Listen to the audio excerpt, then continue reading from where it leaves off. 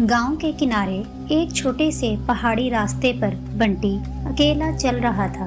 सूरज ढल चुका था और जंगल से आने वाली गैर मामूली आवाजें उसे लरजा रही थीं। हर छोटे से शोर पर उसके कदम रुक जाते और दिल की धड़कन बढ़ जाती। बंटी अपने चचा के फार्म हाउस की तरफ जा रहा था, जहां वो कुछ दिन गुजारने आया था। गांव की पुरानी मिट्टी, जंगल की खुशबू और सर्द हवा के झोंके उसके दिल में अजीब सा खौफ और तजस्सुस पैदा कर रहे थे। फार्म हाउस पहुंचते ही बंटी ने पुराने लकड़ी के दरवाजे को देखा। दरवाजे के रंग झड़ चुके थे और लकड़ी की कुंडी जंग आलूद थी।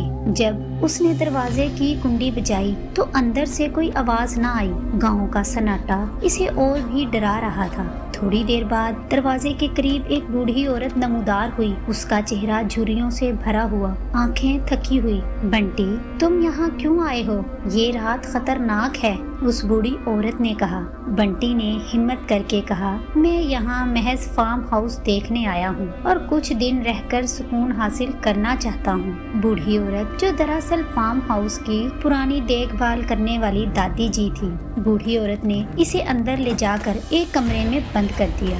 रात के वक्त बाहर मत निकलना, आज सायादार रात है। यहाँ कुछ ऐसी चीजें हैं जो समझ से बाहर हैं। बंटी ने दिल में सोचा कि ये सब पुरानी कहानियों और खुराफात की बातें हैं। लेकिन जब रात के 12 बजे तो कमरे में अजीब आवाजें, सरसराहट और धुआं आने लगा। बंटी की नजर पड़ी तो दीवार पर एक काला साया हरकत कर रहा था। अचानक वो साया उसके करीब आया और चीखते हुए बंटी ने रोशनी जलाई, लेकिन कमरे में कोई नहीं था। न साया, न धुआं, न कोई बदबू।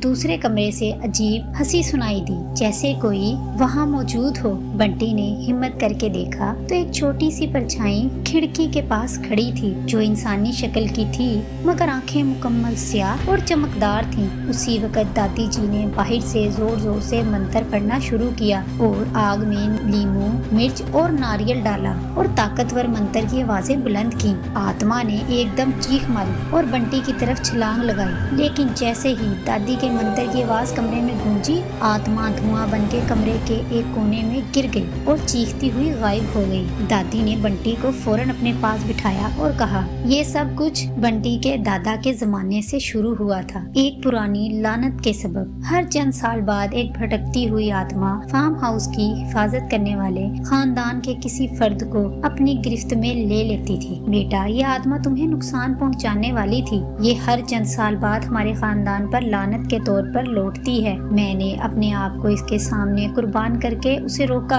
अगर मैं ना होती तो तुम बच ना पाते। बंटी के जिस्म पर पसीना टपक रहा था और आंखें सुर्ख हो गई थी, जैसे इसके अंदर खौफ और आत्मा की ताकत ने असर छोड़ दिया हो। दादी ने अपने जिस्म से एक पोशीदा बिल्ली निकाली, जो दरअसल आत्मा के असरात को दूर करने के लिए जादुई ताकत रखती थी। उस बिल्ली ने आत्मा की बाकी रह गई तवानाई जज़ब कर ली और इसके असरात बंटी से खत्म हो गए। रात गुजरी और आत्मा मुकम्मल तौर पर गायब हो गई। बंटी थक कर बैठ गया, लेकिन महफूज था। दादी ने इसे गोद में लेकर कहा, बेटा, याद रखो, इंसान की दुनिया के पार एक और दुनिया है, जिसके राज में उलझना खतरनाक हो सकता है। तुमने आज हिम्मत दिखाई, लेकिन ये दुनिया तुम्हें हमेशा देखती है। उस दिन के बाद बंटी ने जान लिया कि खौफ सिर्फ कहानियां नहीं, बल्कि हकीकत भी हो सकता है। और दादी की कुर्बानी की वजह से वो जिंदा रहा, जबकि दादी ने अपनी जिंदगी खतरे में डालकर इसे बचाया। अगर आपको वीडियो अच्छी लगी हो तो वीडियो को लाइक करके चैनल को सब्सक्राइब कर दें।